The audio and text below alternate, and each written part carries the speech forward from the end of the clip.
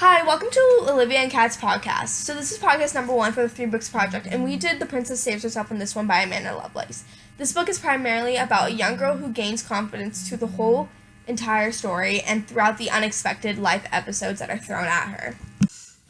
At the beginning of the story, the author hasn't given the protagonist a name yet because it is written in the first-person perspective. Throughout the novel, the book is written as if she's telling her own fairy tale. But this isn't just a traditional fairy tale where, she gets saved by a man she's a damsel in distress and they live happily ever after, This is her own fairy tale, she likes to call it, that reveals her pessimistic life experiences because it's her own story. This book, she's constantly experiencing man versus self internal conflicts, both physically and mentally. So the first page of the book describes her emotional state through the quote, "Here live the raw and polished, and mostly destroying 2 pieces of my soul," which basically shows how broken she is and yearning for just that small sip of happiness. So, thus, getting into the actual pages of the book, Liv, what was the most impactful piece that you had read? Well, I think unlike other stories, they usually start off being upbeat and they will lead to a conflict, and then it'll have a happy ending like most fairy tales do. However, the first couple pages of this book, she gives the readers a disclaimer explaining how dark and twisted the story is, which really was intriguing to me. And also, she described her broken emotional state when she discloses, "Here lie the raw, unpolished, and mostly disjointed pieces of my soul," which was said on page 4. Another impactful incident to me was when I read that her mom was extremely verbally abusive to her.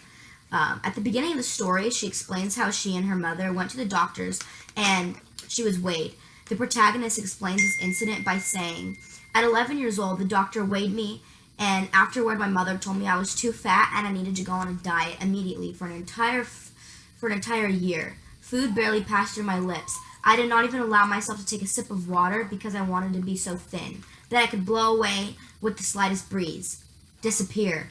I dropped 60 pounds in the few short months, and I had to wear long sleeves to cover up my catharsis. Everybody told me how good I looked, though."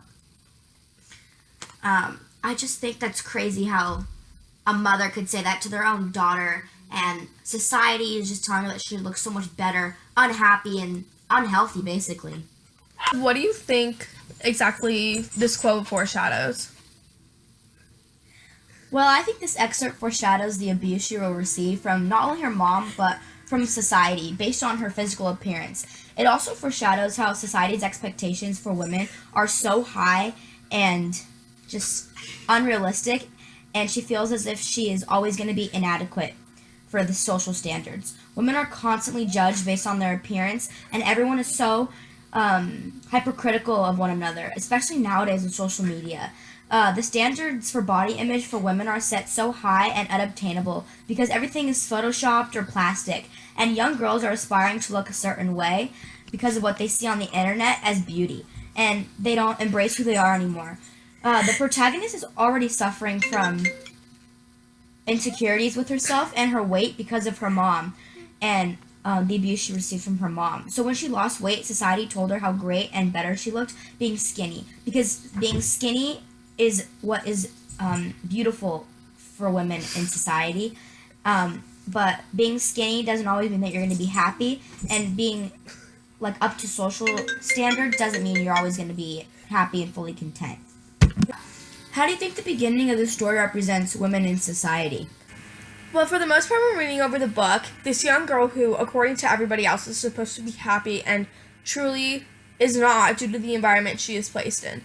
Within society today, many women are judged for their appearance and yet both confidence that is perceived as conceited, or they're basically just called a slut. And considering most women in society are insecure because of these hurtful words being thrown at them, this causes all types of damage. This story truly represents the damage, especially within women, hence the theme of women throughout the story. Yeah, I totally agree with you. I do agree that they have it way more challenging to live in this world because with confidence, women are perceived as if confident, that can also be mixed with being conceited. Like if somebody has confidence, society will try to shoot them down and say, "Oh, they're conceited," or they're so obsessed with themselves. But no, it's really just about having self-love. But society is just so anal about that stuff, you know? So, do you think this is still a man's world and we're all just living in it?